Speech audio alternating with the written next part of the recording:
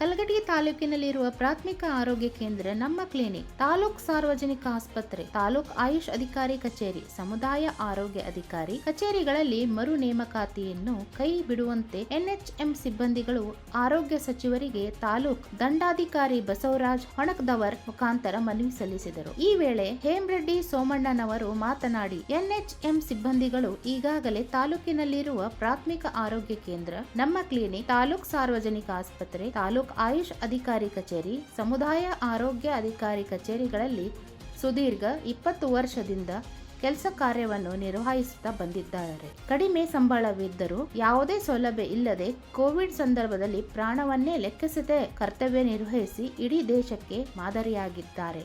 NHM ಸಿಬ್ಬಂದಿ ಭವಿಷ್ಯ ಮತ್ತು ಭದ್ರತೆ ಮಾರಕವಾಗಿರುವ ಮರು ನೇಮಕಾತಿ ಮಾನವನ ಸಂಪನ್ಮೂಲ ನೀತಿ ಪ್ರಸ್ತಾಪನೆಯನ್ನು ಕೈ ಬಿಡಬೇಕು. ಸೇವೆ ಭದ್ರತೆ ಒದಗಿಸಿ ಹಂತ ಹಂತವಾಗಿ ಕಾಯಂಗೊಳಿಸಬೇಕು ಎಂದರು. ಬಳಿಕ ಮಾದೇವಿ ಮಿಸ್ರಿ ಮಾತನಾಡಿ, ಈಗಾಗಲೇ ಎನ್ಎಚ್ಎಂ ಸಿಬ್ಬಂದಿಗಳು ಸಮರ್ಪಕವಾಗಿ ಕರ್ತವ್ಯ ನಿರ್ವಹಿಸಿದ್ದು ಸರ್ಕಾರದ ಈ ದ್ವಂದ್ವ ನೀತಿಯಿಂದ ನಮ್ಮ ಎಷ್ಟು ಕುಟುಂಬಗಳು ಬೀದಿಗೆ ಬರುತ್ತಾರೆ. ರಾಜ್ಯಾದ್ಯಂತ 30,000 ಸಿಬ್ಬಂದಿಗಳಿಗೆ ಮಾರಕವಾಗುವಂತ ಈ ಪ್ರಸ್ತಾಪನೆಯನ್ನು ರದ್ದುಪಡಿಸಬೇಕು. ಸಮಾನವಾದ ಕೆಲಸಕ್ಕೆ ಸಮಾನವಾದ ವೇತನ ಇಲ್ಲದೆ ಇಷ್ಟು ವರ್ಷ ಕಾರ್ಯವನ್ನು ನಿರ್ವಹಿಸಿದ್ದನ್ನು ಪರಿಗಣಿಸಿ ಕೂಡಲೇ ನಮ್ಮನ್ನು ಕಾಯಂಗೊಳಿಸಬೇಕು ಎಂದು ಆಗ್ರಹಿಸಿದರು. ಈ ಸಂದರ್ಭದಲ್ಲಿ ಶೋಭಾ ತಡಗಿನಮನಿ, ಡಾಕ್ಟರ್ ಸುನಿತಾ ಕೊಂಚಿನಕೋಟಿ, ಮೇಘಾ ಶಿಂದೆ, ಮಲ್ಲಿಕಾ ಪಣಿಬಂದ್, ಉಮೇಶ್ ನೂಲ್ವಿ, ಸಂತೋಷ್ ಪಟೇಲ್, ಪ್ರವೀಣ್ ಹಿರೇಮಠ್, ರವಿ ತಾಂಬೆ ಇತರಿದ್ದರು.